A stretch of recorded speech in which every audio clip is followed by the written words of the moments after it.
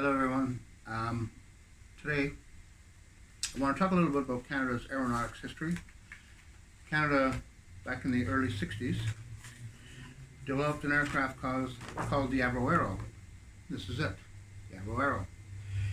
It had, it could do things that other aircraft couldn't do. It could go higher and faster.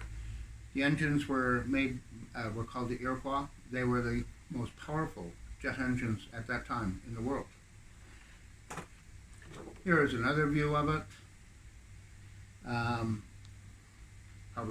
It flew for a little while until we had a new Prime Minister of Canada who was from Western Canada, and his name, I have to find him here for you.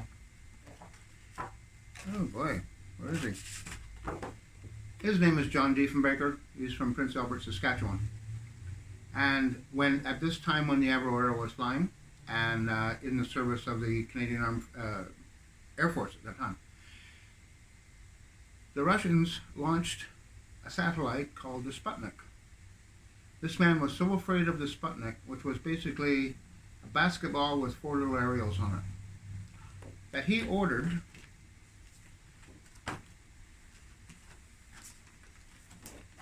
this aircraft chopped up. It was of no use to Canada anymore. The future wars will all be from space. It's unbelievable what he did. Totally unbelievable. There's another very nice view of it. The test pilots who flew it said it was excellent. And then, of course, before it was, all of the models were completely destroyed. One is known to have disappeared. So what do you think happened to it? It was flown to Saint-Pierre-Miquelon, which are 2 islands off the coast of Canada, off the coast of Quebec and the coast of Newfoundland. And it landed and was put on a French warship somehow and taken to France, taken apart and copied. And it became the Mirage jet. The Mirage. Fantastic what they did. France had ordered quite a few of those Iroquois engines, several thousand. They were going to put them in their own jet fighters. However,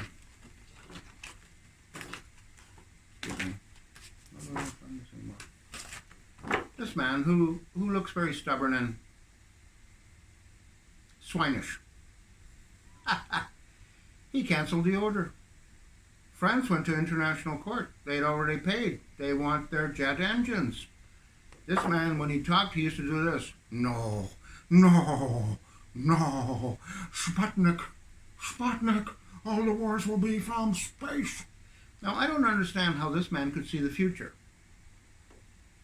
My father loved farming. He loved cows. He loved farming to distraction, except for the work. But my father couldn't see to the end of his nose. He could certainly not see the future. This man says all the future wars are from space now. Don't need the jet at all. I have an old university professor of mine who was an aeronautics engineer. Showed up in the middle of the night to take over as a professor, a full professor with tenure, by the way, which is really, really rare.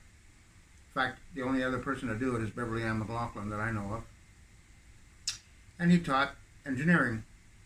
And he brought with him, from Ontario, where that jet was produced, the entire plans to make one yourself. If you wanted to build one, even to this day, he died last year, he passed away last year, but the plans still exist. His wife still has them.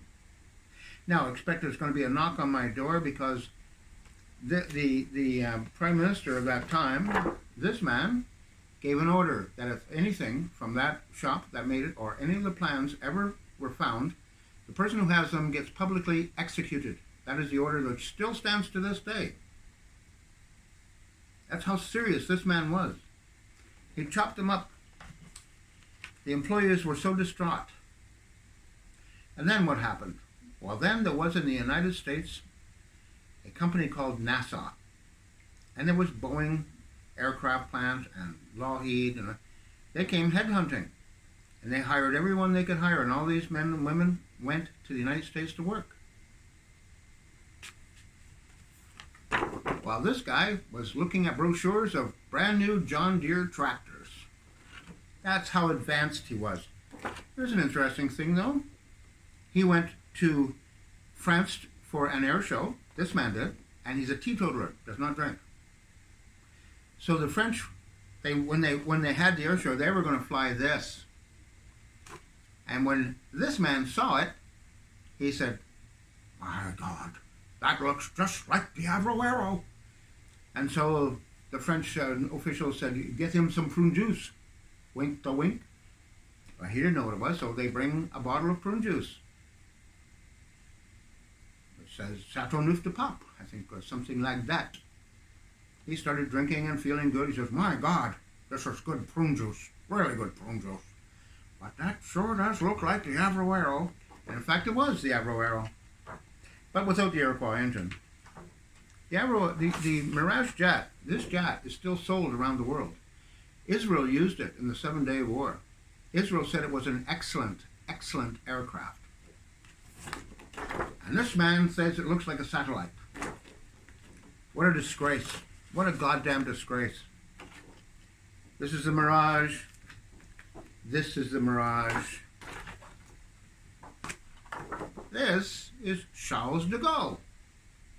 I don't know that he was the president at that time, but he might have been. Anyway, that's what Canada does. We talk a good line, but we don't want to walk it. That's why any good actors or artists of any kind, they all head for the United States. Because in Canada, Canada will destroy its own. Just the way it destroyed this wonderful aircraft, Canada will destroy any Canadian. Unless they're from Quebec. Quebec is a different story. It's not actually a part of Canada. Anyway, I'm going to shut down now. Thanks for listening. Bye.